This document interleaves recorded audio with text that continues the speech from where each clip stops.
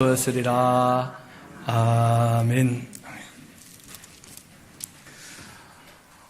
오늘 우리가 낮에 함께 그 영생에 대한 말씀 우리가 같이 살폈는데, 예수님을 찾아오는 사람도 있지만 실제로는 예수님을 찾아오는 사람은 극히 드물고 예수님이 찾아다니시죠. 그러니까 하나님께서 이 땅에 오셨을 뿐 아니라 오늘은 특별히 예수님께서 그 사마리아 이 땅에 그 수가라고 하는 성의 일부로 찾아가셔서 그 한 사람을 만나 주시고 그 사람을 통해서 이제 거기 있는 모든 사람들을 만나 주시게 되어집니다. 저도 이 부산 샤론교회 와서 그 일을 해보면서 경험하는 것인데, 그 담임 목사는 좀 부담이 되시는 모양이에요. 성경을 들고 찾아와서 목사님 이게 무슨 뜻입니까? 하는 사람을 아직 못 본 것 같아요. 그 의외로 그렇지 않은 분들은 와서 종종 물어서 보고 질문도 하고, 그 교회에 다니시다가 이제 딴 데 가시면 그때 와서 또 다시 물어보셔요. 목사님 떠나고 보니까 뭐 말씀이 그립습니다 하면서. 그러길래 왜 갔어요? 그 먼 곳으로 누가 보낸 거예요 대체? 그렇게 이제 물어보는 수가 있는데, 뭐 물어보러 안 오면 찾아가서 얘기하는 것이죠. 예수님께서 오셔서 이제 말씀을 하시는 거예요. 여러분, 함께 모여서 찬양해도 참 쉽지가 않죠. 사람들이 서로 이렇게 얼굴을 봐야 되는데 장로님들이 저를 안 봐주셔요. 저는 계속 좀 보시라고. 서로 좀 눈을 마주치고 서로 좀 대화를 하고 서로 좀 가까워지고 그러면 참 좋겠습니다. 우리가 하나님과 그 눈을 마주치듯이 우리 모든 성도와 함께 다 눈도 맞아지고 마음도 맞아지게 되기를 소망합니다. 그렇게 우리가 주님과 가까워져야 되겠죠. 우리가 주님을 찾아가지 못한다 할지라도 주님은 우리 형편을 다 아시고 때가 되면 찾아봐 주시고 만나 주시는 그 이야기가 오늘 요한복음 4장의 이야기이고, 그 이 이야기에도 가장 큰 주제가 뭐냐면 영생에 대한 말씀이에요. 우리 4장 1절부터 같이 한번 보도록 합시다. 예수께서 제자를 삼고 세례를 베푸시는 것이 요한보다 많다 하는 말을 바리새인들이 들은 줄을 주님께서 아셨습니다. 바리새인들이 이제 이 정결 예식에 대해서 문제를 삼지 않습니까? 그리고 또 세례 요한 입장에서는 그는 흥할 것이고 나는 쇠할 것이다, 뭐 이런 말씀들을 하고 하시니까 그 바리새인들이 아마 예수님을 공격하러 또 이 따지러 그렇게 찾아올 거다, 이거 다 아시는 거예요. 그래서 예수님께서 괜한 분쟁 만들지 않으시려고 일부러 그 자리를 떠나십니다. 그렇게 예수님께서 그 자리를 떠나셨는데, 그 2절 보면 관로가 되어 있죠. 예수께서 친히 세례를 베푸신 것은 아니었고 제자들이 베푼 것이었다. 왜냐하면 세례는 그 사람 마음에서 일어나는 것이 본질이고, 세례를 베푸는 사람이 그 능력을 그에게 더 씌워주는 것이 결코 아닙니다. 세례는 말 그대로 물로, 그리고 이제 예수님 이름으로, 그리고 이제 성령으로 그렇게 되어 있는데, 쉽게 말하면 마음을 하나님께로 돌이켜서 용서받는 것, 또 예수님 믿어서 죄 사함을 얻게 되는 것, 그리고 성령님의 도우심으로 하나님과 하나가 되는 것, 이런 것은 그 내면에서 일어나는 일이고, 성부와 성자와 성령의 이름으로 세례를 주노라, 또 물 세례를 베푸는 것도 세례 요한이 하거나 예수님이 하거나 제자들이 하거나 그거는 뭐 누가 해도 큰 문제가 없는 거예요. 그래서 예수님께서 일부러 세례를 하지 않으셨다, 그 제자들이 한 것이었다, 그렇게 얘기를 하죠. 그래서 세례라고 하는 것은 세례를 받는 그 사람과 하나님과의 직접적 만남에 대한 문제이지, 누가 거기에서 세례를 베푸느냐 하는 것은 큰 문제가 되지 않습니다. 그 심지어 저희는 그 개혁교회입니다만은 로만 카톨릭에서 세례를 받아도 그 세례를 줄 때는 똑같이 성부와 성자와 성령의 이름으로 세례를 베풀거든요. 그래서 세례 준 사람에게 능력이 있는 것이 아니기 때문에 우리는 로만 카톨릭에서 세례를 받아도 기독교인이 되었을 때 세례는 다시 하지 않습니다. 그 입교하게 돼요, 입교. 그래서 세례는 그 사람의 내면에서 일어나는 사건이다, 꼭 기억하시면 좋겠죠. 그래서 이제 드디어 유대를 떠나 다시 그 갈릴리로 이제 가시려고 하십니다. 그런데 그 가시는 중에 사마리아 땅을 통과해야 돼요.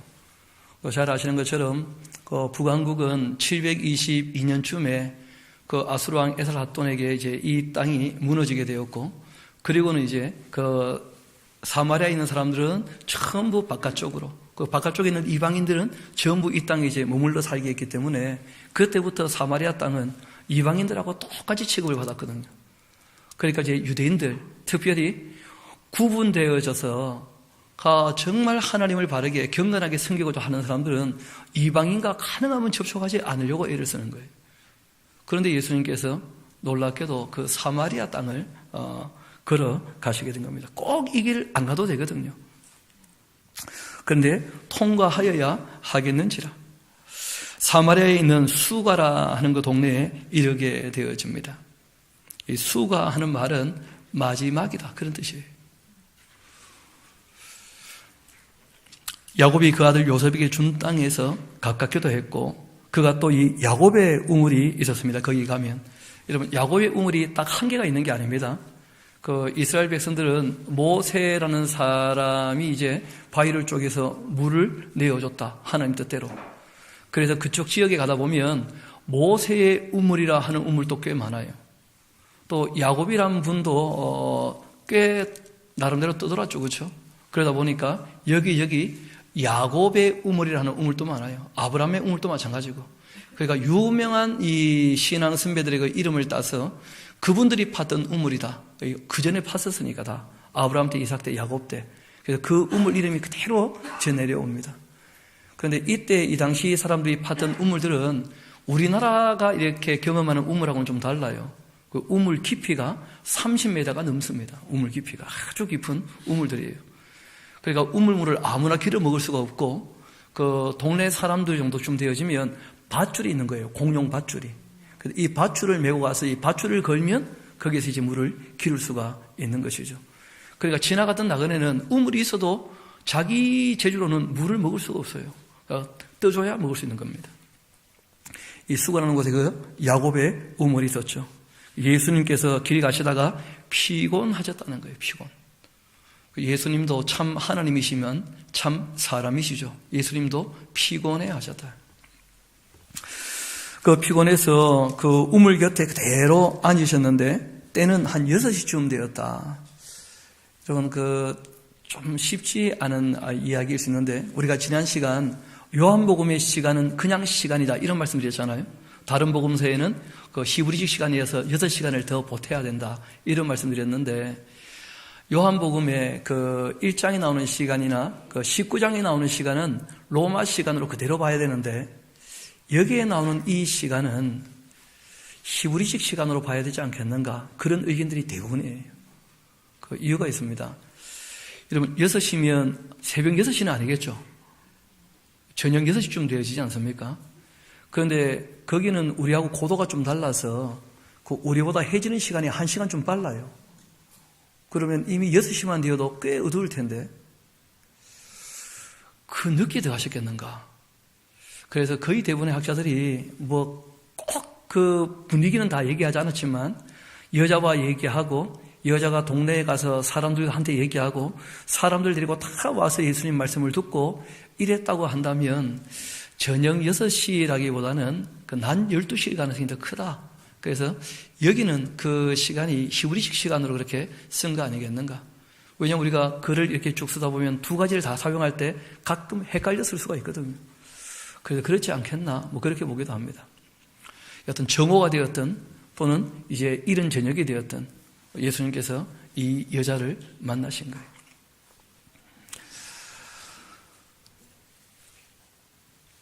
사마리아 여자 한 사람이 물을 기르러 오니까 예수님께서 물을 좀 달라 그러셨다는 거예요. 여러분, 이게 참 놀라운 얘기인데 좀 이따 보면 알겠습니다만은 예수님 물 안 마십니다. 그 예수님께서 실제로는 물이 필요해서 물을 달라 하신 게 아니에요. 이 여자에게 말을 붙이려고 이 말씀을 꺼내신 거예요. 여러분, 사람에게 말을 붙일 때에는 자기를 낮추는 것이 방법입니다. 처음 만나는 사람한테 내가 뭐 도와줄까요? 그럼 뭐라 그러겠습니까? 미친나? 그렇지 않겠어요? 아니, 뭘 도와주기는 내가 도움을 바란 것도 아닌데. 그런데 처음 만났을 때 나를 이렇게 좀 도와줄 수 있습니까? 하면 웬만한 사람들은 도와줄 마음들이 있다는 거예요. 실제로. 그래서 우리가 이 처음 사람들에게 인도하거나 전도할 때, 말을 열 때 자기를 한껏 낮추는 것이 굉장히 도움이 됩니다. 마치 자기가 뭐가 필요가 해서 찾아온 것처럼. 그 젊을 때 이제 그 시골에 가서 그 전도 활동하거나 할 때가 있지 않습니까? 그럴 때 이제 방법 중에 하나가 뭐냐면 아무 집에 들어가서나 밥을 한 끼 얻어 먹든지 화장실을 빌려 쓰든지 이게 미션이에요. 처음 들어가서 이제 밥을 한 끼 얻어 먹거나 화장실을 빌려 쓰게 되어지면 그때만 해도 지금부터 한 30년 전이니까 시골 인심이 좀 괜찮았거든요. 그러면 이제 두 번째 찾아갔을 때 우리가 초대를 하는 거예요. 그때 얻어먹은 게 있으니까 동네 사람들을 위해서 마을 잔치를 열려고 하는데 좀 와줄 수 있습니까? 하면 이분들이요, 그래, 내가 준 게 있으니까 한번 가보지. 이렇게 되시는 거예요. 자기를 먼저 낮추게 되어지면 그 사람을 이렇게 초대하기가 한결 쉬운 것이죠. 누구를 만나도 마찬가지입니다. 처음 만나는 사람에게는 자기를 낮추면 말 문이 또 말길이 열리게 되는 것이죠. 예수님께서 그렇게 일부러 자기를 낮추신 거예요. 뭐가 부족한 게 있습니까? 예수님께서. 그런데 일부러 물을 좀 달라 했더니 여자가 좀 으쓱하죠. 이는 제자들이 먹을 것을 사러 그 동네에 들어갔기 때문이었는데 사마리아 여자가 한마디 합니다. 이런 것을 갑질이라고 그러죠. 나는 물 줄 수가 있고 당신은 물을 얻어 먹어야 되고, 그런데 물을 얻어 먹으려고 해도 우리 관계를 좀 생각해봐라, 그런 거예요. 당신은 유대인으로 어찌해서 사마리아 여자인 나에게 물을 달라고 합니까? 그렇게 이제 예수님께 톡 쏜 거예요. 톡. 왜냐하면 워낙 유대인들에게 늘 이렇게 억울한 일들을 당하고 비난당하고 그랬거든요. 유대인들이 보기에는 사마리아 사람들은 이방인과 똑같은 사람들이니까 자기들은 나름대로 하나님 믿는다고 하는데, 그러니까 이제 예수님 처음에는 이상한 사람이었죠. 물 좀 달라 하고 이렇게 말 붙여보니까 유대인인 거예요. 그러니까 유대인인데 나에게 물을 달라 하는 것이 말이 됩니까? 여태까지 유대인들이 우리한테 한 게 있는데 그런 식으로 톡 쏘아붙인 거죠. 이는 유대인이 사마리아인과 상종하지 않았기 때문이었죠. 그런데 그때 예수님께서 이런 말씀을 하십니다. 실제로 많은 대화가 오갔는지는 잘 모르겠습니다만은 예수님은 이 여자의 필요를 알고 계셔요. 이 여자가 정말 무엇을 추구하고 바라고 원하고 있는지. 그래서 예수님께서 전혀 대화와 이 흐름과 상관없는 것처럼 말씀을 꺼내십니다. 너가 만일 하나님의 선물과 또 너에게 물 좀 달라 하는 이가 누구인 줄을 알았더라면 너가 그에게 오히려 구했을 것이다. 그가 생수를 너에게 주었을 것이다 하면서, 너가 내가 누군지를 알아봤다면 오히려 나에게 물을 구했을 것인데, 이렇게 이제 얘기를 꺼내신 거예요. 그 여자가 보기에는 아무래도 이상한 사람이죠. 아니 본인이 물 달라 해놓고 내가 누군지를 알면 내가 진짜 생명의 물을 주는 존재인지를 알았을 텐데, 이런 얘기를 꺼내시니까 여자가 한마디 합니다. 주여, 아니 내가 보니까 당신은 물기를 그릇도 없고 또 이 우물은 이렇게 깊은데 대체 어디서 당신이 그 생수를 얻겠다고 지금 하는 겁니까? 그 여자 입장에서는 말 같은 말씀을 하셔야지 무슨 그 이상한 뚱딴지 같은 얘기를 합니까? 하고 이제 얘기를 꺼낸 겁니다. 그리고 또 얘기를 하죠. 우리 조상 야곱이 이 우물을 우리에게 주기도 했고 또 여기서 자기와 자기 아들들과 짐승이 다 마셨는데, 아니 그래 당신이 그 야곱보다 더 큰 분이란 말입니까? 그런데 예수님께서 이런 말씀하셔요. 이 물, 그러니까 우물물이죠, 그렇죠? 이 야곱의 우물물을 마시는 자는 다시 목마를 거다. 그렇지만 내가 주는 물을 마시는 자는 영원히 목마르지 아니할 것이다. 그러니까 알고 보니까 단지 물에 대한 얘기가 아니었던 거예요. 예수님도 이 여자에게 마치 물을 구하고 찾는 사람처럼 만나셨지만 실제로 본인에게는 영원히 솟구치는 생수가 있다, 이 말씀을 하신 것이고, 모든 사람은 마치 필요해서 물을 찾는 것처럼 자신의 즐거움을 위하여 온갖 것들을 추구하고 찾지 않습니까? 근데 그 모든 것들은 다시 어떻게 됩니까? 목말라지게 될 거라는 거예요. 사람이 자기 즐거움을 위해서 재물을, 명예를, 또는 권력을, 지혜를, 지식을, 또 온갖 쾌락들, 건강을, 또 인정을 받거나 인기를 얻으려고 애를 쓰지 않습니까? 그렇지만 그런 것들은 가지게 되어지면 다 조금만 지나면 갈증을 느끼고 갈급하게 된다는 거예요. 여러분 혹시 아이폰, 아이패드 하는 것들을 만드셨던 스티븐 잡스란 분 기억나십니까? 이분이 잡스러운 소리를 좀 하신 게 있어요.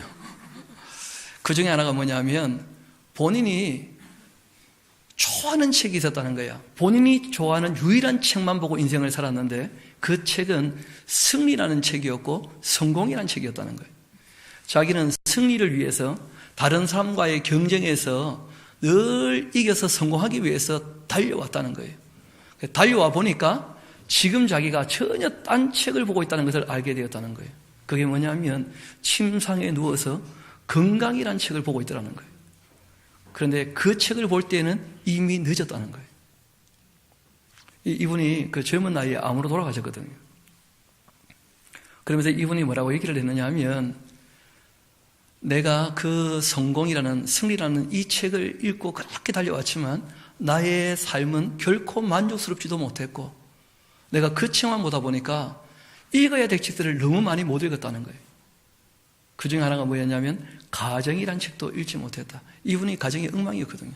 딸하고 거의 그냥 원수가 되었던 그런 인물이거든요. 친구란 책도 읽지 못했고 삶 가운데 읽어야 할 책들이 너무 많았는데 한 권의 책만 보고 그냥 앞뒤 안 보고 달려오다 보니까 결국은 건강이란 책을 살피다가 자기 몸도 다 망가져버리고 아무것도 아니었구나 이걸 깨닫게 되었다는 거예요. 실제로 우리가 읽어야 될 책이 따로 있죠. 제가 믿기로는 성경책을 읽어야 될 줄로 믿습니다. 거기는 우리의 일상에 필요한 모든 것뿐 아니고 영생에 대한 책들이 다 우리에게 주어져 있지 않습니까? 내용들이 다 그 책에는 정말 읽어야 될 책이 있는 것이죠. 예수님께서 그 책을 좀 읽어보라는 거예요. 다시 한번 봅시다. 이 물을 마시는 자마다 다시 목마르려니와 내가 주는 물을 마시는 자는 영원히 목마르지 아니할 것이다. 내가 주는 물은 그 속에서 영생하도록 솟아나는 샘물이 될 것이다. 이걸 가져야 영원히 갈증을 느끼지 않을 것이다. 이것을 가져야 영원히 만족할 것이다. 그렇게 말씀하신 거예요. 이게 무엇이냐면 앞서 잠깐 말씀을 하셨죠. 바로 하나님의 선물. 내가 누군지를 알았더라면 예수님을 안다는 게 굉장히 중요합니다. 예수님을 모르고 있다면 스티븐 잡스처럼 그렇게 성공해도 아무것도 아니죠. 이번에 또 뉴스 보니까 아마존 그 회사 사장 이혼하게 되면서 부인에게 위자료 72조를 준대요. 우리에게는 좀 7,200만 원만 주면 좋겠는데 그냥 위자료를 72조. 나이는 55세밖에 안 됐는데 불륜 때문에 그런 일이 벌어졌다 그러는데 아무리 세상 쾌락 추구해봐도 결국 남는 거 아무것도 없다는 거예요. 진짜 선물이 있다는 거예요. 하나님이 주시는 선물 크게 두 가지예요. 그렇죠? 하나는 뭐냐면 예수님이야말로 그 아버지 하나님께서 주신 선물 중에 선물이고 또 하나님께서 주신 선물이 성령님을 선물로 받는 것이죠. 그래서 예수님으로 말미암아서는 대속, 죄에 대하여 속해 주셨다. 값을 대신 치러 주셨다 하는 것이고 성령님을 통해서 진리를 기록해서 성경책을 우리에게 주셨다는 거예요. 이것이 하나님 주신 가장 소중한 선물이죠. 다시 우리 본문으로 돌아오도록 합시다. 우리 14절은 같이 한번 읽어봅시다. 시작. 내가 주는 물을 마시는 자는 영원히 목마르지 아니하리니 내가 주는 물은 그 속에서 영생하도록 솟아나는 샘물이 될 것이다. 나를 정말 받아들여야 성령께서 함께 하셔야 영원히 갈증이 없을 것이다. 그런 얘기를 하신 거예요. 그때 여자가 한마디 합니다. 주여 그런 물을 내게 주사 목마르지도 않고 또 여기 물 길로 오지도 않게 하옵소서. 그 여자는 아직 이게 무슨 말인지 모르고 있죠. 하나님의 선물에 대해서. 이 여자는 물을 그냥 워러로 보고 있는 거예요. 예수님께서 얘기하시는 것은 물이라고 하는 것이 그 워터를 지금 얘기하는 것이 아니죠. 정말 영생토록 필요한 모든 만족을 얘기하신 것인데, 예수님께서 한 말씀 하십니다. 이르시되 가서 너의 남편을 불러와라. 여러분, 예수님께서 남편을 불러오라고 얘기하시죠, 그렇죠? 원래는 아마 남편들을 이렇게 얘기할 수도 있죠. 다 아시니까. 이 여자가 남편이 보통 적지가 않았거든요. 남편 불러와라. 여자가 한마디 합니다. 깜짝 놀랐겠죠. 나는 남편이 없나이다 하고 막 둘러댄 거예요. 그랬더니 예수님께서 한 말씀 하십니다. 너가 남편이 없다는 말이 옳도다. 너에게 남편이 5이 있었고 지금 있는 자도 너의 남편이 아니다. 너 말이 참되다. 이런 거 보니까 이 여자가 우리가 보기에도 참 삶이 어떻게 보면 기구한 운명을 타고났다 뭐 그런 거 아닙니까? 여기 혹시 계신 분 중에 남편 5 계신 분 계십니까? 지금 있는 것도 진짜가 아니고 뭐 어떻게 된 거야 대체? 우리가 보통 이런 사람들 보면 참 어떻게 인생을 그렇게 사나, 얼마나 고달팠겠는가. 어떻게 보면 수에 치지도 않을 뿐더러 너무 더럽게 여길 수도 있는 것이고, 또 어떻게 보면 너무 불쌍해 볼 수도 있는 것이고, 세상에 어디 가서나 인정받지 못할 만한 그런 입장이 있는데, 예수님은 일부러 이 여자를 찾아오셔서 이 여자에게 자기를 낮추시고 그 말을 여셔서 대화를 하시는 거예요. 근데 참 놀라운 것은 여자가 남편이 없다고 하니까 예수님께서 거짓말 그렇게 안 하셨다는 거예요. 내가 다 아는데 헛소리 하지 마 그렇게 안 하셨다는 거예요. 예수님께서 뭐라고 하셨느냐면 내 말이 옳도다 옳도다. 그래 네가 지금 같이 있는 그 남편도 그래 너 마음에 남편이 아니지. 그 남편도 너에게 아무런 만족을 주지 못해. 이 여자도 어떻게 보면 자기 즐거움을 꽤나 추구했던 것 같아요. 그렇죠? 이 당시에는 이혼이 흔치 않은 시대인데 자기의 즐거움을 위해서, 자기의 만족을 위해서 남편을 지금 5번이나 넘게 바꾼 거예요. 이 남자라면 좀 나에게 만족을 주지 않겠는가? 저 남자라면 좀 나에게 만족을 주지 않겠는가? 그런데 지금 있는 것도 만족을 못 주는 거라. 남편도 아닌 거예요. 지금 있는 것도 남편이 아니다. 그러니까 예수님 말씀이 너의 말이 참되다. 2번씩이나 이런 말씀하셨어요. 참 예수님의 대화법이 쉽지 않은데 저도 배우려고 좀 애를 써보는데 잘 안 돼요. 제가 뻔히 아는데 사람들이 거짓말 치면요. 에이 거짓말 그렇게 되거든요 사람이. 근데 그 참 옳다 그래 네 말이. 너희 입장에서 그럴 수밖에 없겠지. 둘러댈 만할 때는 그만한 이유가 있겠지. 예수님께서 그렇게 받아주시는 거예요. 내 말이 옳도다. 내 말이 참되도다. 그러고 난 다음에 한 말씀을 더 하시는 거예요. 내용은 다 아시죠? 18절 다시 봐요. 너에게는 남편이 다 있고 지금 있는 자도 내 남편이 아니니 내 말이 참되도다. 여자가 깜짝 놀라죠. 이르되 주여 내가 보니 선지자 소리다. 다 알고 계시니까 선지자가 아니신가. 여러분 이 여자가 예수님 보는 안목이 계속 바뀌고 있다는 거예요. 처음에는 물 달라고 하는 청년이었죠. 2번째는 알고 보니까 유대인이었는데 이상한 사람인 거야. 그릇도 없고 줄도 없으면서 오히려 자기가 주는 물을 마시라고 하는 이상한 사람이죠. 유대인인데. 그런데 자기의 형편을 다 알고 있는 분인 거 보니까 선지자인 거예요. 여러분 이 정도 알아서는 안 되는 것입니다. 더 알아가야 돼요. 우리 조상들은 이 산에서 예배했었는데 당신들의 말은 예배할 곳이 예루살렘에 있다고 합디다. 그러니까 사마리아에서 예배하게 되었던 연유가 있습니다. 아까 말씀드렸던 것처럼 그 에살라돈이 사람들 다 바꿔치기 하고 난 다음에 세월이 꽤 지났었죠. 그리고 이제 그 남왕국이 그 바벨론에서 돌아오게 되었을 때 성전을 짓지 않습니까? 에스라서를 보게 되어지면 그럴 때 이제 사마리아 사람들이 함께 성전 짓기를 원했었다는 거예요.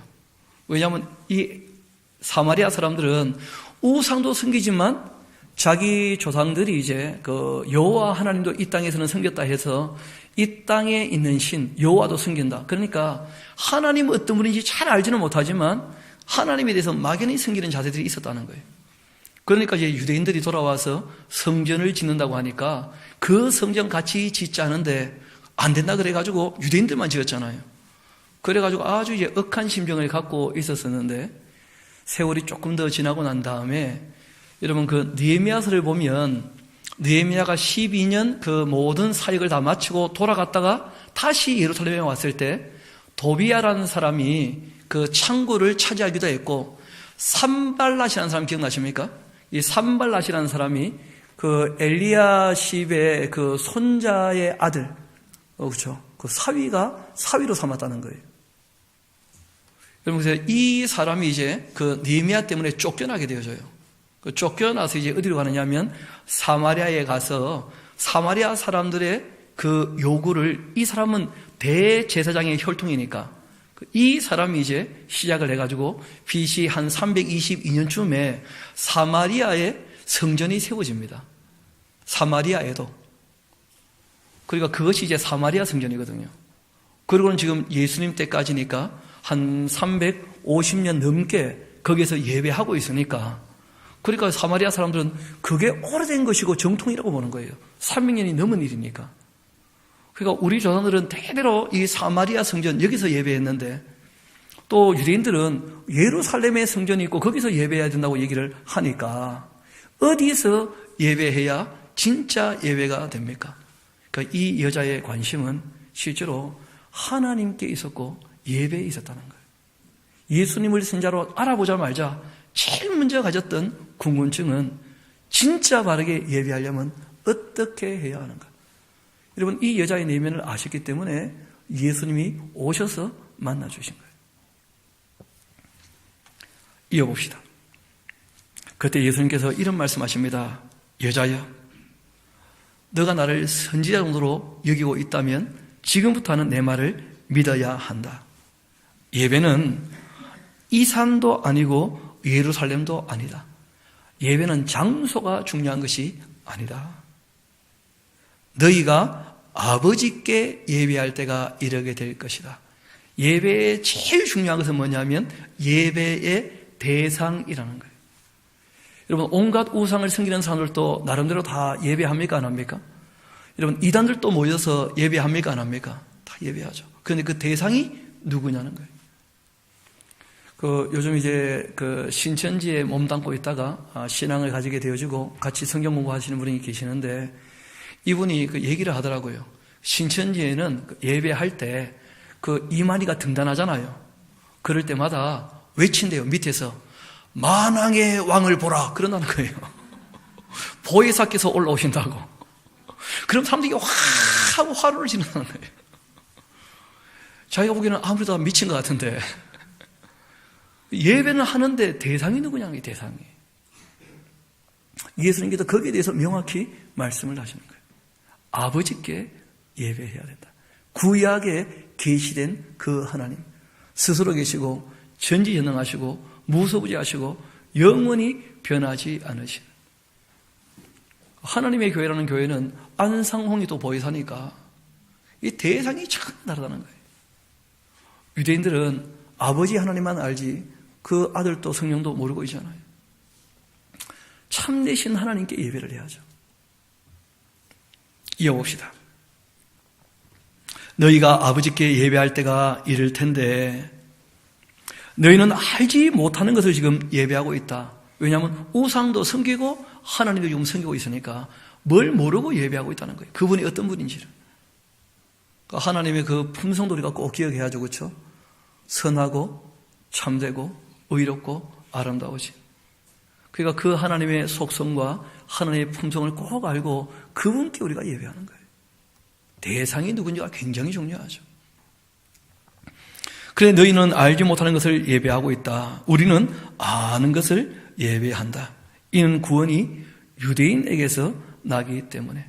성경에 기록되어 있지 않냐는 거예요. 유다 지파에서 누가 오십니까? 메시아가 오실 거예요. 메시아가 오시면 하나님 아버지 누구신지 명확히 다 알게 해 주실 거예요. 거기에서 아버지 하나님의 구원이 일어나게 될 거다. 그러니까 그 하나님이 어떤 분인지를 알아야지. 하나님이 누군지도 모르면서 자기의 필요를 채우려고 신을 섬긴다. 자기를 위해서. 그게 우상숭배죠. 우상숭배. 여러분, 신앙은 하나님이 우리를 위해 주신다. 그 사랑으로. 그걸 우리가 확실히 깨닫고 우리가 주님을 위하여 사는 것이 참된 신앙인 줄 믿습니다. 정말 마음을 다하고 성품을 다하고 힘을 다하여 주 너의 하나님을 어떻게 해요? 사랑하라. 하나님이 사랑하신 줄 알고 우리가 하나님을 사랑하며 사는 것, 서로 위하는 것, 이게 사랑이고 이게 신앙이거든요.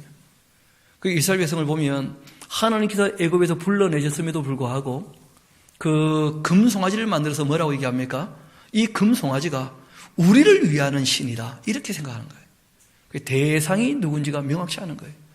무엇이든지 그냥 성심껏 섬기면 된다, 그렇게 말씀하신 게 아니에요. 예수님께서는 섬기는 대상이 명확하냐는 거예요. 예배에 있어서 제일 중요한 것은 예배의 대상인 것이죠. 그 하나님을 정말 섬기고 있는가? 아니면 자기 욕심을 위해서, 자기 필요를 위해서, 자기 위안을 위해서 하나님 앞에 나와서 예배하고 있는가? 예배할 때 대상을 명확히 하라는 거예요. 자기 필요를 따라서 예배하러 왔다면 필요를 채우지도 못할 뿐더러 채워졌다 할지라도 여전히 예배의 대상은 자기죠. 자기를 위해서 예배하러 왔으니까 그건 예배를 할 수 없다는 거예요. 이어봅시다. 너희가 아버지께 예배할 때가 이럴 것이다. 너희는 알지 못하는 것을 예배하고 우리는 아는 것을 예배하노니 이는 구원이 유대인에게서 남이라. 아버지께 참되게 예배하는 자들은 영과 진리로 예배할 때가 오나니 곧 이때라.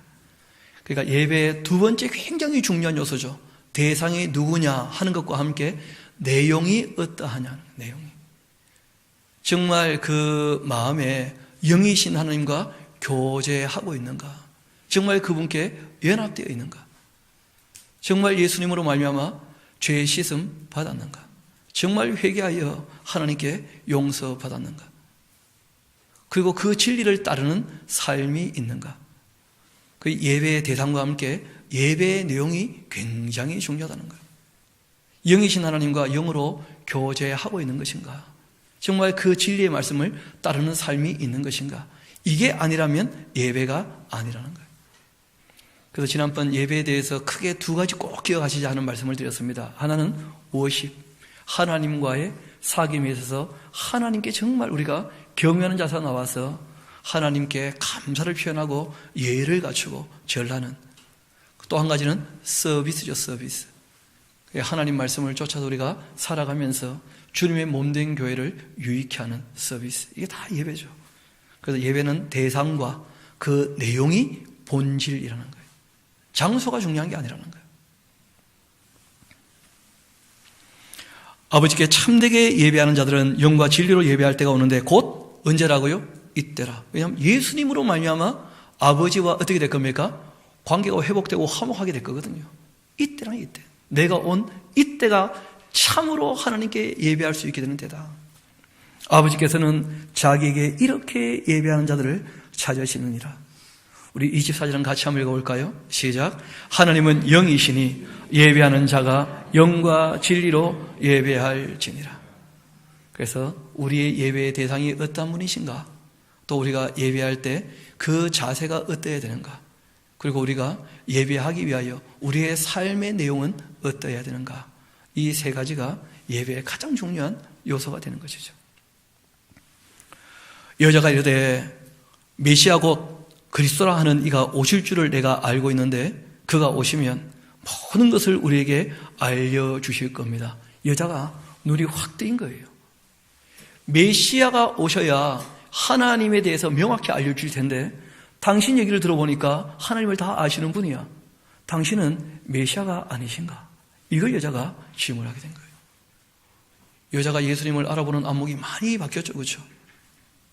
물 달라는 청년에서 이상한 유대인에게서 선지자로서 이제는 메시아로. 그런데 이렇게 예수님을 알아도 너무 예수님을 모르고 있는 거예요. 실제로 요한은 예수님이 하나님의 아들 하나님이신 것을 알아야 된다는 거예요. 그것 때문에 요한복음을 기록했거든. 정말 예수님을 바르게 알고 만나야 된다는 거예요. 그렇게 우리 예수님을 바르게 알고 그 예수님을 알아 우리 하나님을 섬기는 저와 여러분은 복된 사람인 줄로 믿습니다. 우리는 누구신지를 알고 믿잖아요. 그분께 나와서 예배하고 또 늘 기도할 때마다 늘 그냥 부족하다고 얘기하시는 것 제가 잘 듣고 있는데 여러분, 그 대표 기도할 때에는, 예배 중의 기도에는 회개 기도는 포함되지 않습니다. 다 회개하고 모여서 이제 예배하는 거예요, 예배하는 거. 그래서 감사하면 충분합니다, 감사하면. 또 교회적으로 주님의 뜻을 따를 내용들을 알면 되는 것이죠. 왜냐하면 본인은 죄를 지었겠지만 딴 사람은 여전히 죄를 지었겠습니까? 모르잖아요. 그러니까 대표로 회개하고 그렇게 하는 것은 좋은 자세는 아니에요. 그래서 우리가 하나님 앞에 나올 때 예수님 때문에 온전히 나오게 되었으니까 그 예수님 메시아 그리스도를 넘어서서 하나님 되심에 대해서 명확히 알 수 있도록, 그때 예수님께서 드디어 자신의 정체를 밝히시죠. 너에게 말하는 내가 바로 그라, 구약에 예언된 그 메시아다, 이렇게 얘기했어요. 이렇게 이제 이 여자와 대화하고 있는 중에 그 제자들이 돌아와서 예수께서 여자와 말씀하시는 것을 이상히 여겼다는 거예요. 당연하죠. 유대인인데 사마리아 여자와 대화를 하니까. 또 예수님은 총각이었잖아요. 총각인데 유부녀 중에서도 남편이 6이나 있는 유부녀인데 좀 그렇죠. 무엇을 구하시나이까? 어찌하여 구하 말씀하십니까? 하고 묻는 자가 없어서요. 너무 분위기가 묘했던 거예요. 아무도 무슨 말을 못 꺼냈어요. 그런데 여자가요, 물동이를 버려두고 동네로 들어갔다는 거예요. 이거 하나 적어놓으세요. 좀 이따 다시 죽을 거다. 이거 버리면 어떡합니까? 좀 이따 물 먹어야 되는데. 이 세상에 살 때는 물동이 필요한 거죠, 뭐. 삶의 필요가 충족돼야 되니까. 근데 지금 이 여자에게는 예수님 만나고는요, 아무것도 필요한 게 없어. 예수님이 전부이신 거예요. 다 버려두고 예수님을 전하러 뛰어가는 거예요. 사람들에게 말합니다. 내가 행한 모든 일을 나에게 말하는 사람이 있다. 내가 누군지를 속속들이 다 아시는 분이 계시다. 와서 봐라. 바로 이분이 그리스도가 아니냐. 우리를 다 아시는 분이라면 하나님께서 기름 부어 세운 그 그리스도가 아니시겠느냐. 나도 만났으니까 여러분도 이분을 만나라. 그러고 이제 전화로 뛰어나온 거예요. 예수님 찾아올 만하셨죠. 예수님을 만나게 되어지니까 이 여자가 자신이 만난 예수님을 소개하는 거예요, 소개. 여러분, 이런 것을 뭐라고 합니까? 인도하나요, 인도. 인도가 되어지면 예수님이 또 전도하실 거예요, 그렇죠? 바라기는 저도 여러분도 우리 주님 앞으로 인도하는 일과 또 진리를 가르치는 전도하는 일에 늘 힘쓰고 애쓰게 되기를 소망합니다. 예수님을 만난다면 그런 일들이 벌어지는 것이죠. 그 사이에 이제 그들이 동네에서 나와 예수께 오고 그 사이에 제자들은 청하여 이르되 랍비여 잡수십시오 하고 이제 먹을 걸 가져온 거예요. 그때 말씀하십니다. 내게는 너희가 알지 못하는 먹을 양식이 있다 하고 이제 얘기를 꺼내신 거예요. 그 제자들이 서로 수군거리면서 말하죠. 야, 누가 잡수실 것을 갖다 드렸는가? 그런데 예수님 말씀이 전혀 뜻밖이었어요. 예수께서 이르시되 나의 양식은 나를 보내신 이의 뜻을 행하며 그 일을 온전히 이루는 이것이다. 여러분, 앞을 한번 봅시다. 우리가 뭘 먹어요, 그렇죠? 그리고 힘을 얻어요. 먹는 이유는 어디에 있는 것이죠? 일을 하려고 먹는 것이죠. 우리는 먹기 위해서 일합니까? 여러분, 사명을 감당하지 않는다면 생명은 의미가 없는 거예요. 그 예수님께서는 먹는 이유가 딴 데 있는 게 아니죠. 아버지의 일을 이루시려고 드시는 것이거든요. 그 아버지의 일이 이루어진 거라. 하나님의 일을 했어요. 배에 부르다는 거예요. 안 먹어도 괜찮다는 거예요. 왜냐하면 사명을 감당했으니까. 나에게는 그러한 양식이 있다는 거예요. 양식을 우리가 먹는 이유가 사명을 감당하기 위함인데 사명을 감당했다면 안 먹어도 배부르다는 게 예수님께서. 나는 할 일을 다 했다는 거예요. 나의 양식은 나를 보내신 이의 뜻을 행하며 그 일을 온전히 이루는 이것이다. 너희는 넉 달 지나야 추수할 때가 이르겠다. 그런 말을 하고 있는 모양인데 아직까지 이제 그 추수하려면 지금 겨울이었던 것 같죠, 그렇죠? 봄 되어야 이 사람들이 이제 밀보리를 거두니까. 그러나 나는 너희에게 이르는데 너희 눈을 들어 밭을 보아라. 희어져 하는 말은 다 익어서 그런 뜻이에요. 다 익어서 추수하게 되었다. 거두는 자가 이미 삭도 받고 영생에 이르는 열매도 모으나니 이는 뿌리는 자도 있고 거두는 자도 있는데 함께 즐거워하게 하려 함이라. 그런즉 한 사람이 심고 다른 사람이 거둔다 하는 말이 옳도다. 내가 너희로 노력하지 아니한 것을 그들로 보내었노니 다른 사람들은 노력하였고 너희는 그들이 노력한 것에 참여하였다. 여러분, 알고 보니까 이 여자가 돌아온 것은 단지 예수님 때문이 아니었죠. 왜냐하면 이 여자가 예수님께로 와서 그 말씀을 듣고 하나님께 돌아오게 된 것은 그 조상들이 먼저 하나님께 관심을 가지고 있었다는 거예요. 그러니까 구약에 너무 많은 진리를 누군가는 뿌려놨었다는 거예요. 그 말씀에 걸려서 진리에 관심이 있었던 것이죠. 여기 앉아 계시는 분들도 다 마찬가지일 겁니다. 언제 누군가에게 진리를 읽고 듣고 배웠는데 그 진리에 대해서 만족하지 못하고 더 바르게 알고 싶고, 누군가는 뿌려서 애써 났기 때문에, 누군가는 성경을 기록했고 누군가는 성경을 번역했고 누군가는 이 번역한 성경을 인쇄해 다 나누어줬고, 그렇게 누군가는 수고했기 때문에 우리는 쉽게 어떻게 되는 겁니까? 거두는 것이죠. 이런 마찬가지로 우리가 또 열심히 뿌리게 되어지면 우리가 직접 거두지 않는다 할지라도 누군가는 그 수고에 대하여 거두게 될 때가 오는 줄로 믿습니다. 그래서 부지런히 우리가 얘기를 해야 돼요. 뿌리는 사람도 있고 거두는 사람도 있는데, 이 진리라고 하는 것, 하나님의 일이라고 하는 것은 늘 당대에 다 되는 게 아니라는 거예요. 그래서 많이 구약에서 우리의 신학의 선배들이 뿌려놨던 것, 이걸 지금 너희가 거두는 것이니까, 또 내가 뿌린 것, 이걸 너희가 앞으로 또 거둘 것이니까. 그러니까 성령 충만해서 베드로가 설교할 때 3,000명이 돌아온 것은 누가 뿌리던 겁니까? 예수님께서 표적을 보이시고 말씀을 가르쳤던 그 뿌린 게 있기 때문에 그때 거두게 되거든요. 여기 오시는 분들 중에서도 종종 그런 얘기들 하셔요. 에스라 하우스에서 성경 강좌를 듣다가 그런 얘기들 하셔요. 에스라 하우스에서 열심히 진리를 뿌렸죠, 그렇죠? 그리고 이렇게 또 거두게 되는 것이죠. 그리고 우리가 뿌려야 누군가는 또 거두게 됩니다. 예수님께서 말씀하십니다. 38절 다시 봅시다. 내가 너희로 노력하지 아니한 것을 그들로 보내었노니 다른 사람들은 노력하였고 너희는 그들이 노력한 것을 참여하였다. 여자의 말이 내가 행한 모든 것 그가 나에게 말하였다 증언하므로 그 동네 중에 많은 사마리아인들이 예수님을 믿게 되었다. 사마리아인들이 예수께 와서 자기들과 함께 유하시기를 청하자 거기에서 이틀을 유하셨다. 그리고는 예수님의 그 말씀으로 말미암아 믿는 자가 더욱 많아지게 되었다.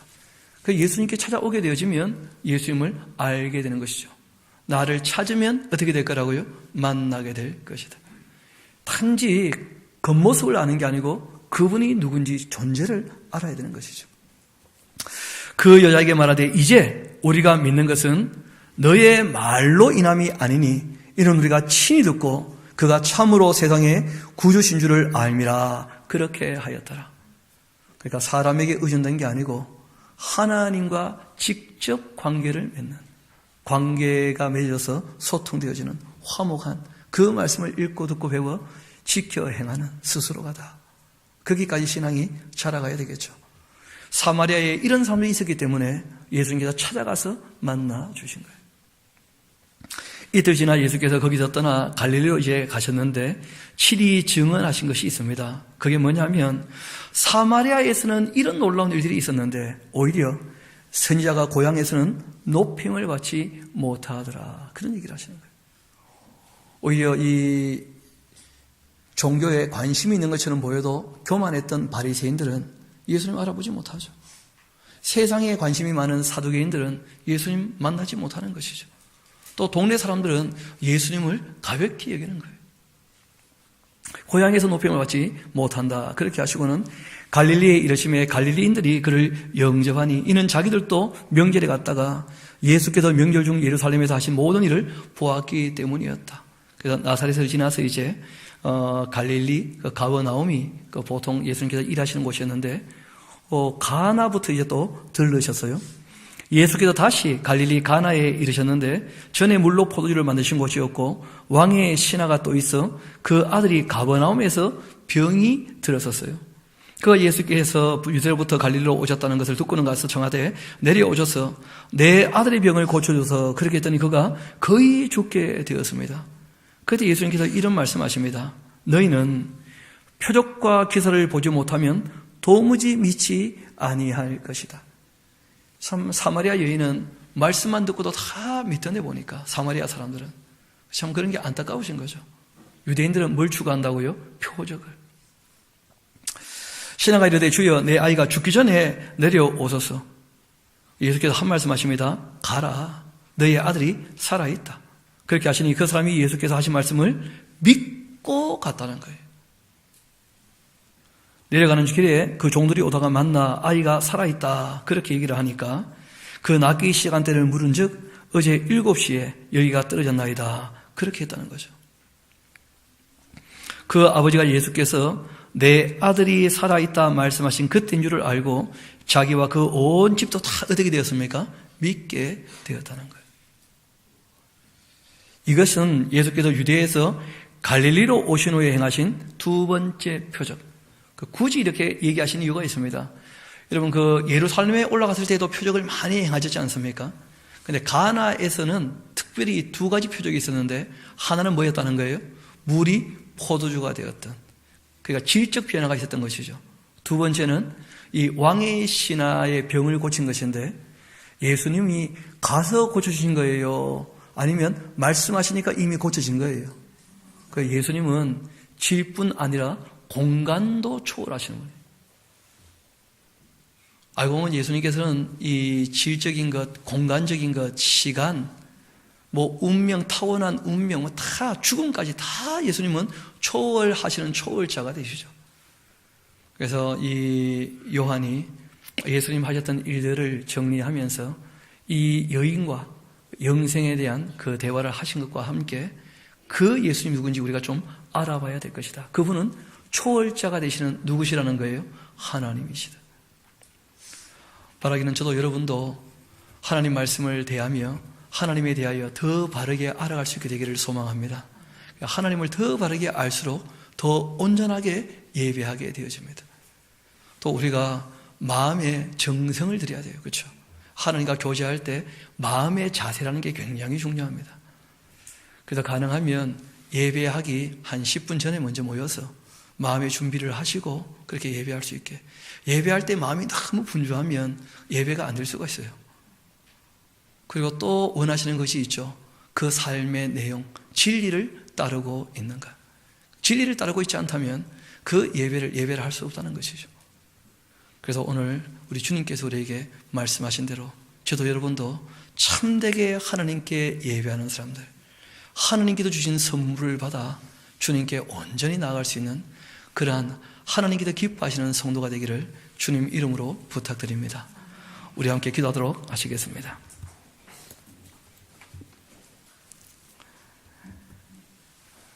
아버지 하나님 참 감사드립니다. 주님께서